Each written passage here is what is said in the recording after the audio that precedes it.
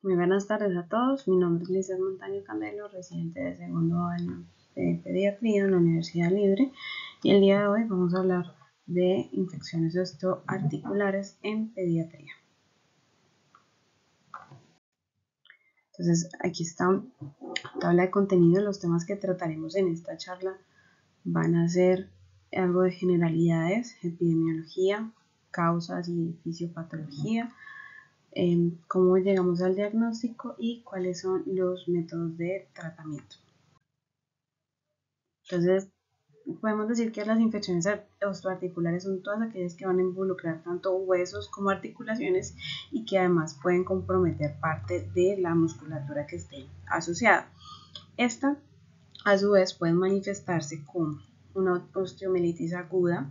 o una artritis séptica. Entonces, en la osteomielitis aguda, y también pues, puede ser una osteomielitis crónica, pero entonces en la osteomielitis aguda vamos a ver que es una inflamación del hueso de origen infeccioso, que por lo general es bacteriano, pero puede ser fúngico, puede tener otro tipo de etiologías, suelen ser unifocales, afectan generalmente a los huesos a los huesos largos y a la metáfisis, especialmente el fémur en un 30%, la tibia en un 22% y el húmero en un 12%. También decimos que la artritis séptica, o definimos la artritis séptica como una inflamación de una cavidad articular de origen infeccioso y que vamos a ver que más del 90% de la presentación son monoarticulares y sobre todo en articulaciones de miembros inferiores. Aproximadamente hasta un 30% de los niños pueden tener tanto como osteomielitis aguda y artritis, y a esto se le dice osteoartritis. Especialmente vamos a ver que son en articulaciones de hombro o cadera, y pues más bien articulaciones que yo voy a ver que tienen una metáfisis que es intraarticular. Las infecciones osteoarticulares entonces van a ser como una causa importante de morbilidad, y esto va a llevar a que sea muy importante como la identificación y el tratamiento oportuno para no evitar para evitar que hayan complicaciones, ya sean como la detención del crecimiento, deformidad de las extremidades, que hayan infecciones en el tejido, en los tejidos subyacentes como celulitis o abscesos. Cuando ya comprometen las articulaciones, esa osteomielitis, pues como ya habíamos dicho, puede llevar a artritis séptica, una trombosis venosa profunda también, fracturas patológicas, sepsis o incluso en algunos niños la muerte. Entonces, ya para hablar de epidemiología, osteomielitis en países desarrollados tiene una incidencia de 2 a 13 casos por cada 100.000 habitantes, y en países en vías de desarrollo se ha estimado en una incidencia de 200 casos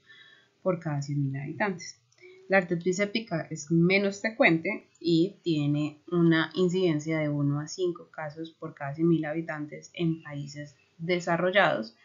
y en países en vías de desarrollo la incidencia puede ir hasta 20 casos por cada 100.000 habitantes. Se dice que aproximadamente el 20% de los niños que consultan o que yo le hago el diagnóstico tienen antecedente de trauma local, ya sea que tengan caídas, laceraciones, abrasiones, hematomas, pero que es posible que los papás subestimen esto o no lo tengan muy en cuenta en el momento de que se hace la entrevista o se hace la anamnesis, porque como son tan inquietos y tan común en este grupo de edad, entonces ellos pues pueden subestimar esto y no darles como tanta importancia. Es mucho más común en niños menores de 5 años y en varones, y se cree pues que es porque son más inquietos o porque tienen mayor riesgo de traumatismo.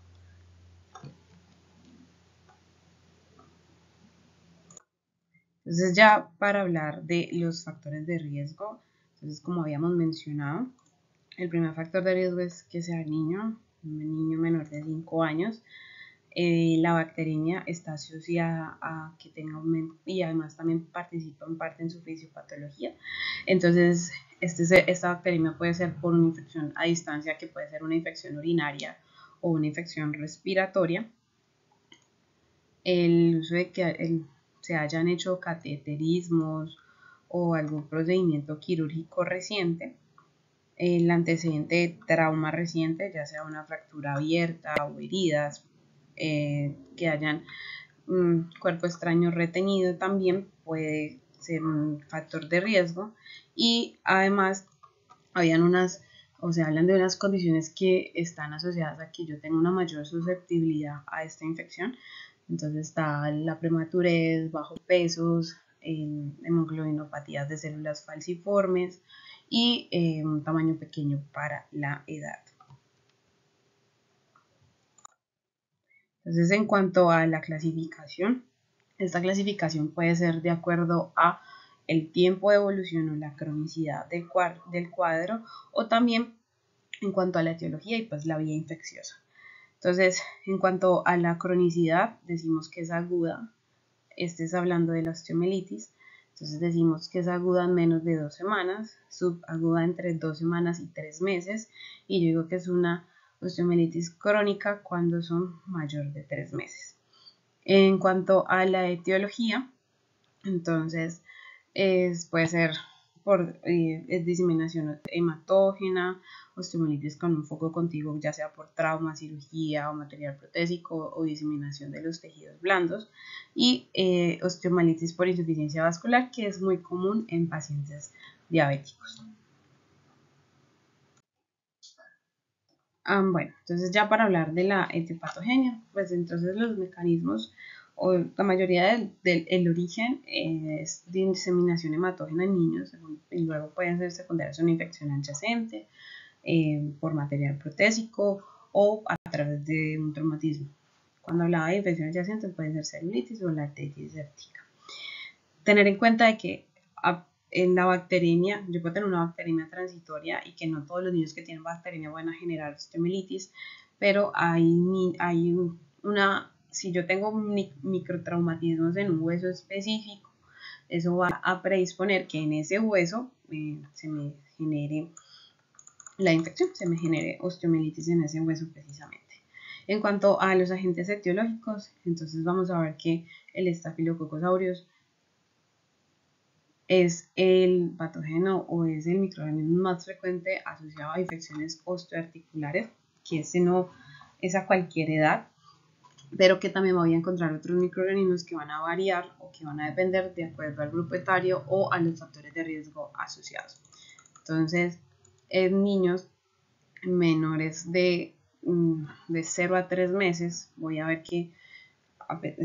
pues en todos vimos Staphylococcus aureus, que él va a tener algunas características que le van a ayudar a que pueda como esconderse del sistema inmune, y inhibición de quimiotaxis, formación de biofilms o biopelículas, o también algunas sustancias que pueden contribuir a que haya destrucción de leucocitos. Está el estreptococcus del grupo B y E. coli o Escherichia coli, que son importantes en los recién nacidos, y en el grupo de entre los 3 meses y 5 años también se contaba, está Staphylococcus aureus, Streptococcus pyogenes, Shigella kingae, que mencionaban que ha ido como en aumento las infecciones por esta, y también está Haemophilus influenzae, que antes de que no hubiese vacunaciones, o antes de que no hubiese vacunaciones, era muy frecuente o se podía encontrar, pero ha ido disminuyendo esta prevalencia de infecciones por Haemophilus influenza por la misma vacunación. En los mayores de 5 años, entonces igual va a tener Staphylococcus aureus, Streptococcus pyogenes y Neisseria gonorrhoeae, que también va a encontrarse en pacientes adolescentes. Encontramos salmonella, que va a ser muy presente o muy frecuente en niños que tienen antecedentes de drepanocitos o drepanocitosis, pseudomonas en personas que tengan antecedentes de trauma previo que pueda involucrar una herida punzante, y también está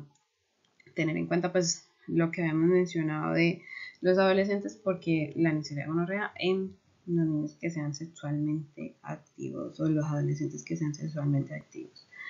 varicela en pacientes que tengan antecedentes de varicela, entonces tienen pues también como riesgo de Streptococcus pyogenes. Este es un estudio que se realizó una revisión sistemática en donde lo que querían buscar eran cómo o analizar la presentación clínica, paraclínica y el abordaje terapéutico de los pacientes que tenían osteomielitis crónica. Ellos cogieron 358 pacientes en 12 artículos pues que habían seleccionado que cumplían con sus criterios de inclusión y, y lo que hicieron fue, pues en estos artículos tenían que ser niños menores de 18 meses que tuvieran osteomielitis y que además esa revisión se hizo durante, pues, en artículos del 2000 al 2020. Entonces ellos que encontraron que en cuanto a la presentación clínica, la mayoría de los pacientes que tenían osteomielitis crónica presentaban una fístula, aproximadamente el 70% de los pacientes, seguido de signos fluctuantes de inflamación local en un 15%, el 9% por dolor crónico, 3% por fiebre y el 1.5% tenían una fractura patológica. Entre los microorganismos causales encontraron que el más frecuente es Pheo Staphylococcus aureus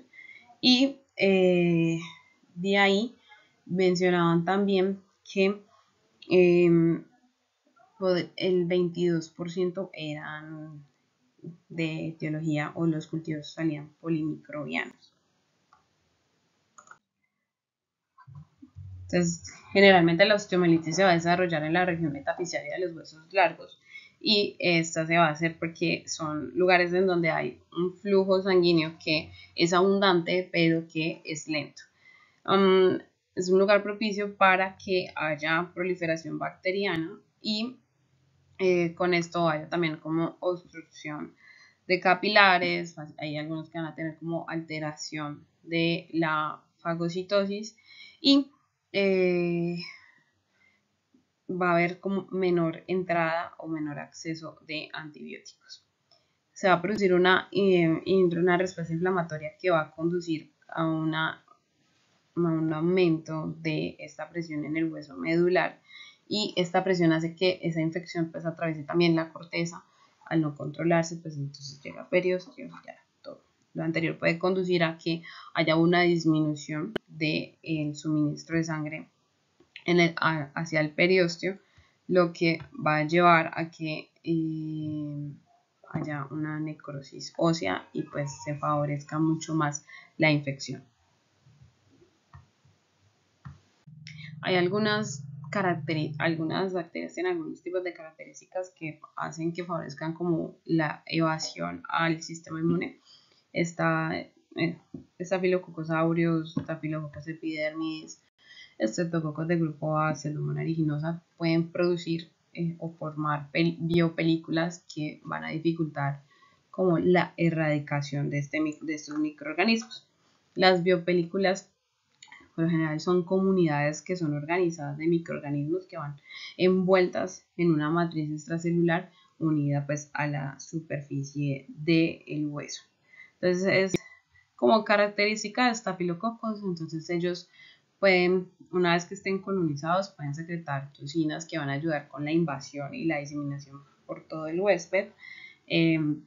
Las principales funciones de estas toxinas van a ser descomponer el tejido del huésped, proporcionar nutrientes para la supervivencia y el crecimiento bacteriano. Además, ellos tienen, el Staphylococcus aureus tienen algunas proteínas importantes que puedan ayudarme con que sean más, como que tengan un factor más de patogenicidad. Ayudan también pues con la evasión del sistema inmune. Incluso hay algunas que pueden unirse a los osteoblastos y que pueden inhibir la formación de osteogénesis y la inducción pues, de resorción ósea, como la osteoclastogénesis. Entonces, una vez que ya está establecida la infección, pueden expandirse y evolucionar a abscesos intraóseos, subperiósticos, extraperiósticos o extenderse a su espacio articular adyacente, que es una de las causas de que haya artritis séptica continua. La osteoartritis entonces va a ocurrir porque va a haber una, como acabo de mencionar, una extensión subperióstica de la infección del espacio articular, o en el caso de los menores de 18 años, estas epífisis van a ser irrigadas por vasos transepificiarios que están conectados entre metáfisis y epífisis, y lo que va a hacer que haya pues un compromiso de estas, de tanto metáfisis, epífisis y la articulación.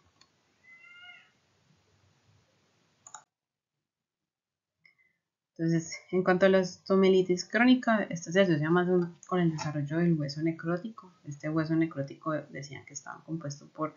sequestrin involucrum, y pues el sequestrin es como la pieza que está una pieza mural en el hueso necrótico en el centro de la infección,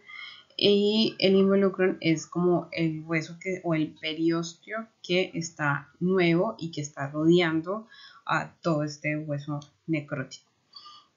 Entonces, en el involucrum es el que puede estar relacionado con que haya una fístula o un tracto de salida hacia la piel, y estos dos pueden tardar más o menos entre 3 semanas en aparecer, mientras que pues se ha visto que el hueso necrótico puede aparecer entre los 10 días después de la infección. Entonces vamos a ver que las áreas normalmente afectadas van a ser fémur en un 23 a un 29%, la tibia en 19 a 26%, el húmero entre 5 a 13%, pelvis entre el 3 a 14% y el calcáneo entre el 4 al 11%. Típicamente se van a presentar los síntomas van a ser como dolor localizado y limitación de movimiento de la región afectada. En los niños más pequeños yo puedo ver síntomas inespecíficos como irritabilidad, disminución del apetito, disminución de la actividad. Esto es cuando los niños, pues por lo general, son, digamos que yo lo vea que se quede muy quietico, no se mueve, esté muy tranquilo, lo dejo en un lugar y ahí lo encuentro muy puestecito, no se mueva tanto, entonces puede indicarme que le esté doliendo algo y que por eso no lo quiera mover. La fiebre no siempre va a estar presente, es mucho más frecuente en artritis séptica. Y en cuanto a los síntomas locales, lo más significativo es el dolor, que ya habíamos mencionado que es localizado, son dolores que los niños pueden ubicarlos con la punta del dedo. Va a haber una disminución de la movilidad de la zona que esté afectada, y además de eso van a adquirir posiciones o posturas antiálgicas, van a buscar una postura que no le genere dolor. Cuando esa infección se da en la cadera o en miembros inferiores, entonces puede aparecer cojera o rechazo de la deambulación. Si se da en casos de espondilolistesis o sacroiliitis, pueden tener que sentarse, para ellos puede ser doloroso, entonces van a mantener una posición de trípode. En algunas infecciones superficiales o cuando haya un absceso subperióstico puede existir tumefacción, calor e incluso eritema, pero entonces hay que tener en cuenta que puede tratarse también de una infección de tejidos blandos y no en sí, como si esto es ubicado en una articulación, pues un diagnóstico diferencial sería una celulitis y no en sí en una artritis séptica. Entonces, el diagnóstico, ya para hablar de diagnóstico, yo aquí me voy a llevar como de la sospecha clínica, de la anamnesis y de lo que yo encuentre en la exploración física. Entonces, miro si evalúo la fiebre, si ha tenido heridas previas o infecciones previas, si recientemente ha usado antibióticos, cómo están sus antecedentes vacunales y cómo están los antecedentes personales. Y además de eso, entonces también voy a mirar cómo es la actitud durante la consulta, si tiene signos inflamatorios locales, si hay dolor típico en una región muy específica, si hay limitación articular, si hay alguna diferencia entre la actitud, el tamaño, la temperatura entre articulaciones, si hay calor, si hay puntos de entrada o si pues se debe mirar cómo se comporta durante la sedestación y durante la deambulación. En cuanto al, pues se ha visto que en cuanto a las manifestaciones clínicas, el dolor tiene una sensibilidad de un 81%, todos los signos y síntomas localizados y de inflamación en un 70%, la limitación en el movimiento tiene una sensibilidad del 50% y la fiebre una sensibilidad del 62%. En cuanto a las pruebas de laboratorio o a las ayudas diagnósticas, entonces vamos a encontrar que el hemograma voy a encontrar una leucocitosis con neutrofilia. La BCG va a tener una sensibilidad que va del 91 al 95%. Vemos que esta se empieza a elevar y tener su pico entre los 3 a 5 días después de la infección y se va a normalizar a las 3 semanas. Tienen menos especificidad que la PCR, pero las dos me ayudan a la orientación diagnóstica. La PCR tiene una sensibilidad del 81 al 98%, tiene un pico de elevación a los 2 días, se va a normalizar a los 7 días y es mucho más sensible para yo monitorizar la respuesta al tratamiento antibiótico y así pues guiar el tratamiento. Las hemocultivas van a tener una sensibilidad de un 10 al 50% y también se pueden hacer técnicas de reacción de cadena de polimerasa, cuando yo creo que es, pues porque me va a ayudar como a identificar patógenos que van a ser difíciles de cultivar. Entonces es útil en la diferenciación temprana entre un Staphylococcus aureus meticilino resistente o sensible y me va a ayudar también en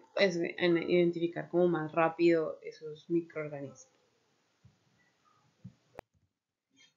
Entonces, en cuanto a las imágenes diagnósticas que vamos a pedir, la primera va a ser una radiografía simple. Esta tiene baja sensibilidad, pero tiene alta especificidad de 80, 60 a 100%. Perdón. Vamos a ver que se debe solicitar después de del 10º o de 14 días. Los primeros días yo no voy a ver cambios radiográficos y entre las características radiográficas voy a encontrar cambios líticos, destrucción del hueso trabecular, márgenes mal definidos con adelgazamiento cortical convexo, va a haber una nueva formación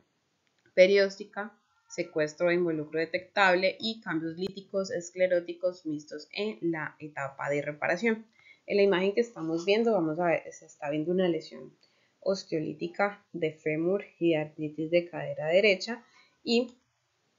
en la siguiente imagen vamos a ver que hay un compromiso del tejido óseo en donde en el tejido óseo con una destrucción cortical de la cabeza del quinto metatarsiano, además de que podemos ver que hay aire en partes blandas con relación a este quinto metatarsiano. Ya pues vemos que la acumulación pues, de líquido articular puede verse como edema en partes blandas, en distensión capsular y desplazamiento lateral leve de la epífisis en caso de que en una artritis. La ecografía en la artritis séptica me va a detectar el derrame articular en el 95% de los casos, aunque las características no van a ser patognomónicas de infección. En la otitis media aguda va a ser útil para poner manifiesto ya sean abscesos, subperiósticos o de partes blandas, pero pues el hecho de que no encontremos nada no indica de que no haya una infección. La técnica Doppler me puede ayudar a documentar el flujo del volumen vascular, pero pues igual su ausencia no va a indicar que no haya infección. En las ecografías yo puedo ver el derrame articular como una área que es anecogénica entre la metafisis y el femoral del proximal y en la cápsula articular, aunque pues no es como muy específico. En cuanto a la resonancia magnética, es la prueba con mejor sensibilidad, mayor sensibilidad, especificidad, que es muy cercana a la sensibilidad al 100%, especificidad del 75 al 99%. Sus inconvenientes es que tienen alto costo en algunos niños o los niños muy pequeños van a requerir como que se ceden y también otra cosa que puede dificultad es que tienen, no en todos sitios hay resonancia, entonces hay una menor disponibilidad. Me va a ayudar a suministrar una mejor resolución anatómica de los abscesos epidurales y de otros abscesos, pues, de otros tejidos blandos, y es como el procedimiento de elección para pacientes que tienen osteomielitis vertebrales. Voy a ver que en los hallazgos claves de la resonancia en la osteomielitis, entonces es que van a tener mejor diferenciación de tumores después de la administración del contraste, mejor diferenciación del absceso y de la membrana del acceso, y de toda esta reacción inflamatoria perifocal después de la administración del contraste, y pueden detectar secuestros. Entonces, parte del diagnóstico también está la artrocentesis, que pues debe realizarse en todo paciente que yo sospeche una artritis séptica antes de iniciar el tratamiento antibiótico. Y la idea es que pues este líquido se pueda tomar para hacer bioquímica, citológico, gran y cultivo, y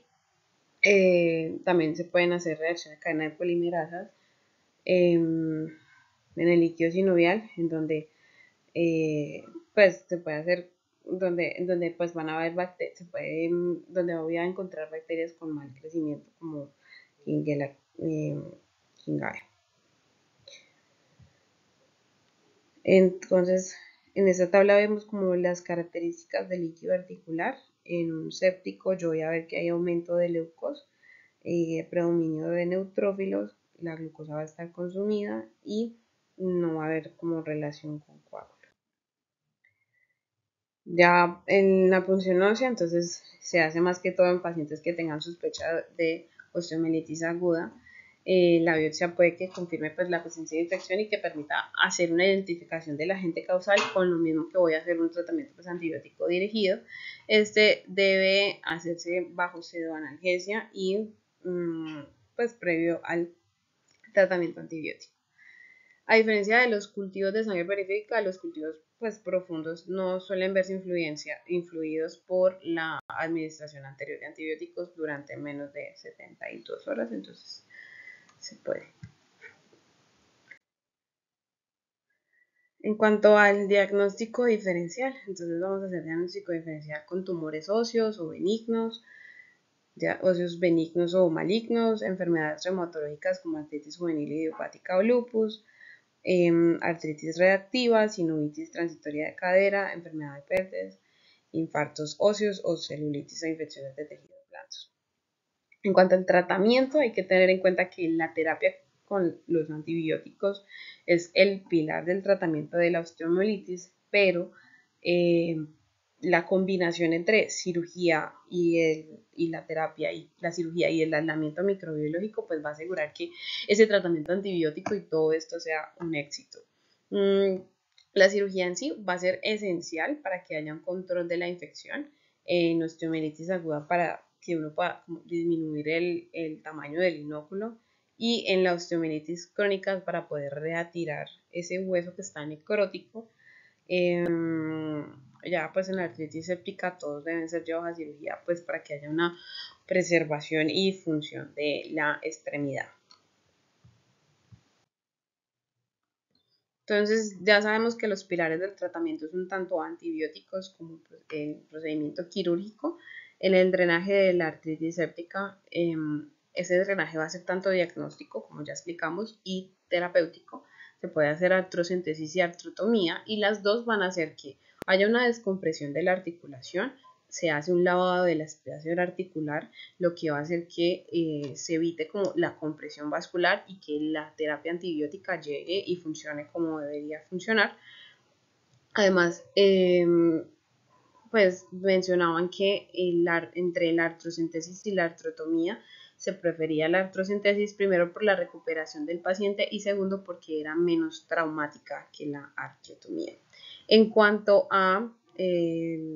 la osteomielitis aguda, el tratamiento quirúrgico, pues se debe considerar en pacientes que tengan abscesos subperiósticos o que tengan abscesos de tejido blandos, o que yo le inicie tratamiento antibiótico y no haya mejoría de mismo en 48 a 72 horas. También mencionaban en la osteomielitis crónica que por lo general esta tiende a ser refractaria a los tratamientos antibióticos que se le den parenterales orales, porque ya hay una insuficiencia circulatoria dentro de ese hueso infectado que va a hacer que los antibióticos no lleguen al tejido que deberían llegar y no lleguen directamente pues al hueso. Entonces mencionaban el cemento óseo, que es que durante las cirugías se remueve pues el hueso necrótico y se agrega este cemento que tiene antibióticos y que pues hay diferentes antibióticos que se pueden utilizar, ceftriaxona, algunos con banco, pero el fin es colocar algo que me rellene el espacio que queda después de que yo he hecho la resección ósea, y lo otro es que me ayude como a liberar antibióticos y eso ayuda a la curación. Pues se ha visto que en algunos casos ayuda a que haya una curación de la osteomielitis. Entonces ya en cuanto al tratamiento antibiótico, los antibióticos se van a escoger de manera empírica inicialmente y estos van a depender de la edad del paciente, sus antecedentes personales, su estado vacunal y la epidemiología local. Además de que ya luego pues de tomarle los cultivos, el tratamiento va a ser mucho más dirigido de acuerdo a lo que me salga en el cultivo. Como el Staphylococcus aureus como Staphylococcus aureus es el germen más comúnmente aislado y es el responsable del 70 al 90% de los casos de osteomielitis, se inicia una cefalosporina de primera generación y como una cefalosporina de primera generación, y en el caso de que yo sospeche que se trate de un meticilino resistente, entonces que yo sospecharía en pacientes, si en mi área donde estoy trabajando hay prevalencias mayores del 10% de estafilococo resistente a meticilina, si son pacientes que ya vienen hospitalizados o inmunocomprometidos, o eso me hace pensar pues que se trate de un resistente, también la estabilidad clínica del paciente. Entonces, si tengo un paciente que tiene una sospecha ya le inicié tratamiento de primera generación con cefalosporina, pero además de eso tengo sospecha de que se trate de un estafilococcus aureus meticilino resistente, entonces miro si este paciente está inestable o está estable, si tiene signos de inestabilidad o si tiene signos de respuesta inflamatoria, se hace tratamiento con vancomicina. Si el paciente está estable, no tiene signos de respuesta inflamatoria, el tratamiento puede ser con clindamicina, y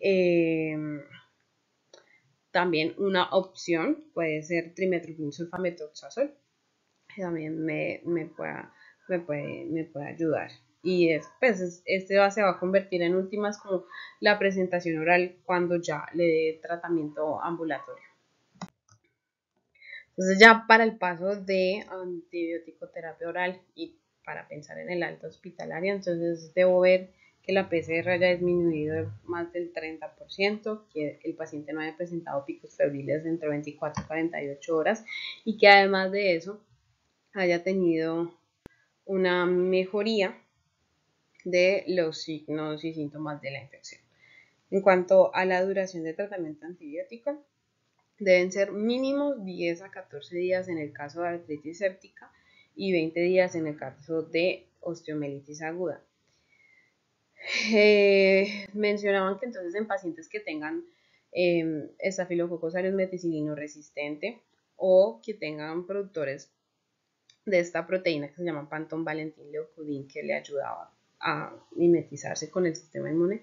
se recomienda que la duración sea de 3 a 4 semanas en caso de artritis séptica o de 4 a 6 semanas en caso de osteomielitis aguda.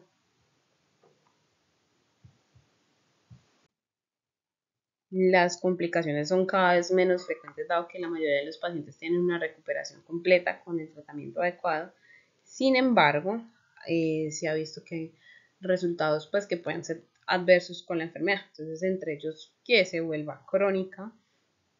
una bacteremia persistente, trombosis venosa profunda, endocarditis, embolismo séptico, necrosis avascular y daño en la placa de crecimiento, lo que puede llevar a una deformidad. Este es un algoritmo diagnóstico en un paciente, es un resumen de lo que acabamos de decir. Tengo un paciente que tiene signos y síntomas sugestivos de osteomielitis, le tomo hemograma, PCR, ECG, hemocultivo, radiografía simple y además de eso la resonancia, que es como la que me va a confirmar. Ya con esto defino la necesidad de cirugía, ya he iniciado tratamiento antibiótico empírico, ese tratamiento antibiótico se debe formular de acuerdo a la epidemiología local y a los antecedentes del paciente. Ya hago esto, ya cuando sale el cultivo o salen los resultados del cultivo, pues el tratamiento se hace dirigido. Si yo veo que no hay mejoría, entonces debo reevaluar si hay presencia de complicaciones, si hay necesidad de nuevos procedimientos quirúrgicos y evaluar cómo es ese cubrimiento, si se trata de microorganismos resistentes. El tratamiento en sí va de 4 a 6 semanas en osteomielitis y de 2 a 3 semanas en artritis séptica. Yo cambio de tratamiento a vía oral cuando esté febril, haya disminución de los reactantes de fase aguda, los cultivos vayan negativos, no haya necesidad de otros procedimientos quirúrgicos y lo que voy haciendo es un seguimiento igual con los reactantes, con la clínica y con parte también debo evaluar función renal y pues en parte por los antibióticos, función renal y función hepática. Y se hace pues el seguimiento con el paciente. Y eso es todo. Muchas gracias.